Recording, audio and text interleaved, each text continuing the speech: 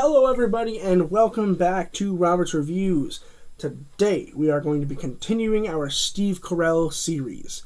This is another animated film with Steve Carell in it. I think it's the third animated film that has Steve Carell in it. Before we get into that, make sure, I just want to say real quick, just pause the video and hit that subscribe button. It helps me out a ton and it would really make my year if we can get to 100 subscribers. We're at 53 when I'm filming this. If by the time this comes out, we're at 60, that'd be unbelievable. I appreciate everyone who watched my videos. Make sure you guys are subscribing so I can see you guys in all my future videos. I release videos Monday through Friday and the occasional Saturday and Sunday. So, with that, today we are going to be talking about a sequel to a review that I've already done. If you want, make sure you check out the first one. I think the first one was kind of a short video.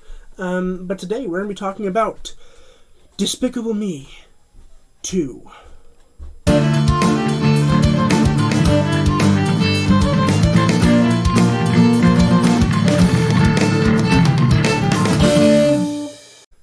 Despicable Me 2 was released in 2013, and it was written by Cinco Paul and Ken Dario, and directed by Pierre Coffin and Chris Renaud.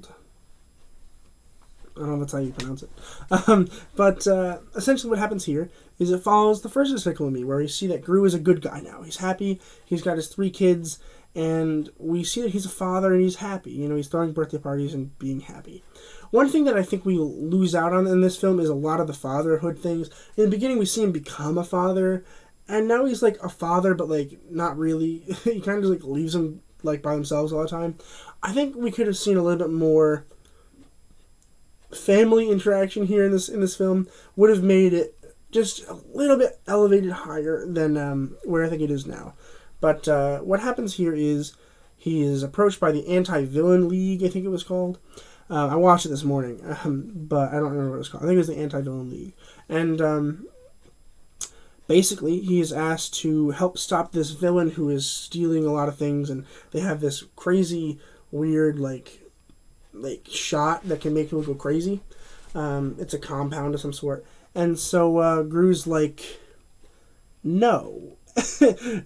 And then Dr. Nefario from the first movie retires and moves on to a different job. And then he's like, oh, you know what? Now I'm bored. I guess I'll do it. Which is a bad reason to do it, but whatever. It's a cartoon, so a lot of the things I'm saying are just take it with a grain of salt. It's not going to make a negative thing for me because it's a cartoon. Like, I'm like, things can happen that don't normally happen in real life, which is why we can't see, like, a real life live action Despicable Me. It just wouldn't be very good. And that is why, when it's a cartoon, I'm allowed to just be like, okay, that's fine. That can happen in this world. I'm fine with that. But anyway, he meets up with this girl named Lucy, who is his partner, and they go to the mall to figure out who is hiding this compound. And eventually they find out that it is Eduardo, or formerly known as El Macho. So El Macho is an old villain that Gru used to like watch growing up, and it was rumored that he died in a volcano.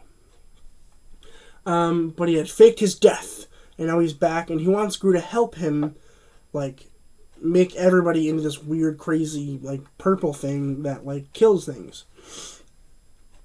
Again, it doesn't really make sense, but it doesn't really have to because it's a cartoon, so it can do whatever it wants, which is the beauty of animation.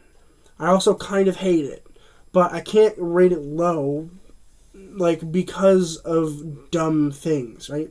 If I'm going to rate something low and it's an animation, it's because it was a bad movie. This isn't a bad movie. It just doesn't quite make sense all the time, which is what you would expect out of a child animation film. I think this is more of a family film than a child film. But anyway, then Gru's like, no, and goes back to the Anti-Villain League and essentially gets rid of El Macho, and they live happily forever after. No, but he and Lucy eventually become a love interest because he's been looking for someone to love, and now we're together, and I'm assuming we'll see her again in Despicable Me 3, which I have not seen before. I have seen the first 2 before. I have not seen the third one. I watched this one again this morning. When I review things, even if I've already seen it, I still rewatch it to make sure that I am accurate in what I'm telling you and making sure that I'm giving my complete and honest opinion.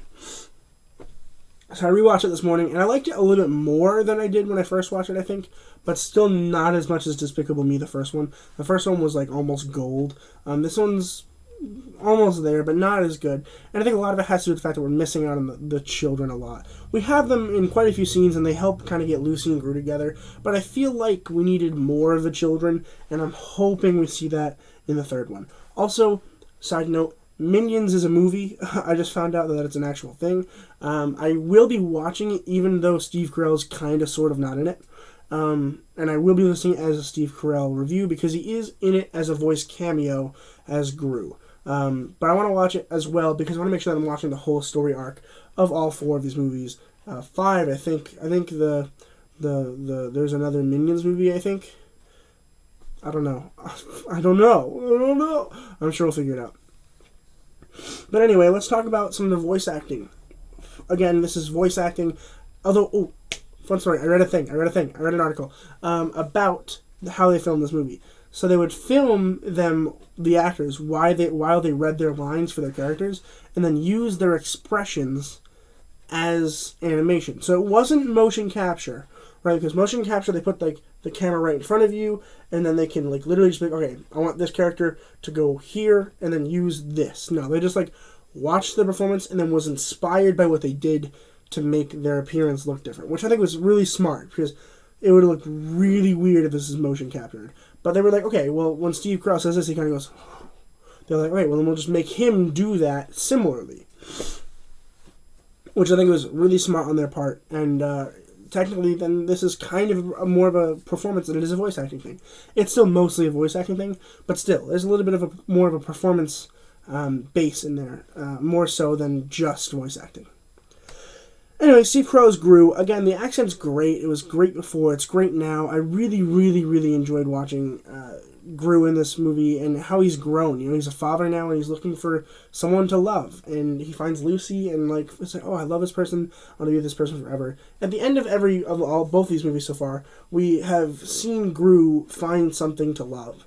We had the kids in the first one, and then this one we have Lucy. I don't know what the third one's about. I have no idea. But I'm excited to watch it. We have Kristen Wiig as Lucy. So Lucy is a fun character. I think her character is more fun than Gru, in my opinion, in this film. She's fun. She's outlandish. She's, funny. She just says what's on her mind all the time. She's very, spontaneous and fun. And unpredictable, really. And it's really fun to watch her. She's just genuinely, a really nice person. She reminds me of one of my friends, honestly, in the way that she's just, super nice and, kind of whimsical, almost. Really good job on the voice acting there, because I know she's kind of older, but she kind of sounds really young in this film, so good on your part, I guess. I think it's a compliment. It's probably a compliment.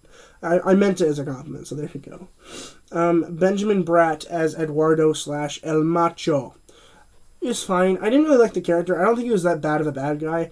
And the way that they kind of got him to stop being a bad guy was kind of dumb. It was really like, oh, wait, the movie's already an hour and a half. We really should cut it short. Okay, how do we do that? Just make him regular again. He's fine.